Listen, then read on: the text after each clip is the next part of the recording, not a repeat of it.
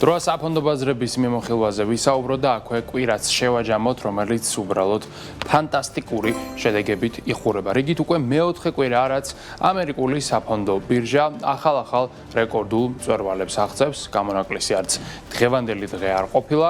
როგორც ხედავთ, ინდექსებმა მიაღწიეს ახალ ისტორიულ მაქსიმუმებს. S&P 500 გაიზარდა დამატებით 0.79%-ით, NASDAQ-თან ხედავთ ამ ეტაპზე დაახლოებით 1.5%-იან ზრდას, Dow Jones-თან კი მცირედი კორექცია გვაქვს -0.28%-ის ფარგლებში. ინდექსების შედეგები კარგად არ აღწერს იმ რეალობას, რაც ამჟამად არის უმსხვილეს კომპანიებთან მიმართებით. მათ უბრალოდ ფანტასტიკური შედეგები აქვთ და რამდენიმე მათგანზე უნდა ვთქვათ ორიოდე სიტყვას. ხოთაშორის დღეს რაღაცნაირად ისე დაეთქვა, რომ რამდენიმე კომპანიამ ერთად დააფიქსირა ახალი რეკორდი. პირველი დავიწყოთ Nvidia-ით, რომელიც პირველ ადგილზეა მსოფლიოში.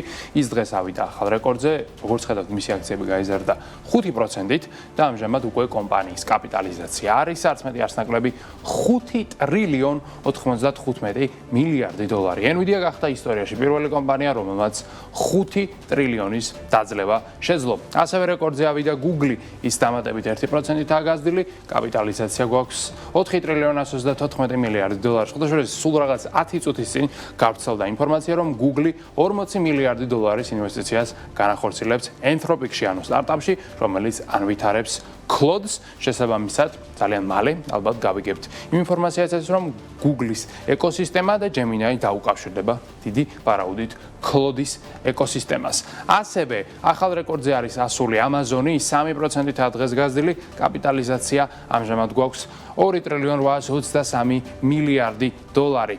რეკორდზე ავიდა Broadcom-იც მან 2 ტრილიონს მიაღწია და ასევე ახალი რეკორდი გვაქვს TSMC-თან, ამ ტაივანურ გიგანტთან, მანაც დაძლია 2.100 მილიარდიანი ნიშნული. როგორც ხედავთ, მისი შეფასება ლამის 7%-ით არის დღეს გაზრდილი. ასეთი შედეგი ფაქტობრივად არასოდეს გვინახავს ისტორიაში. არ მახსენდება მომენტი ისტორიისა, როდესაც 4 ან 5 გიგანტურ კომპანიას ერთდროულად დაეფიქსირებინოს რეკორდი. ეს ყველაფერი მიუთითებს იმაზე, რომ ინვესტორებს აქვთ ძალიან პოზიტიური მოლოდინები და განწყობა ამერიკული ტექნოლოგიური გიგანტების მიმართ.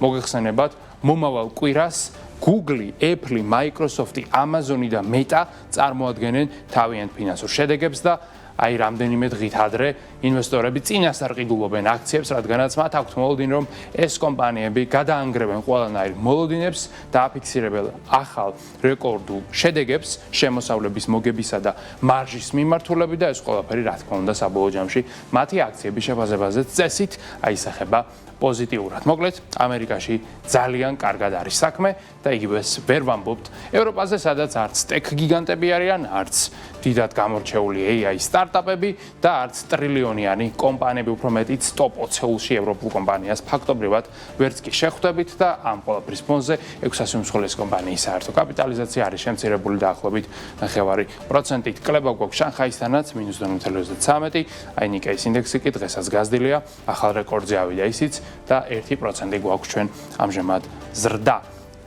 უნდა გადავიდეთ სანავთობო ბაზარზე, სადაც კვირა იყო ძალიან ვოლატილური.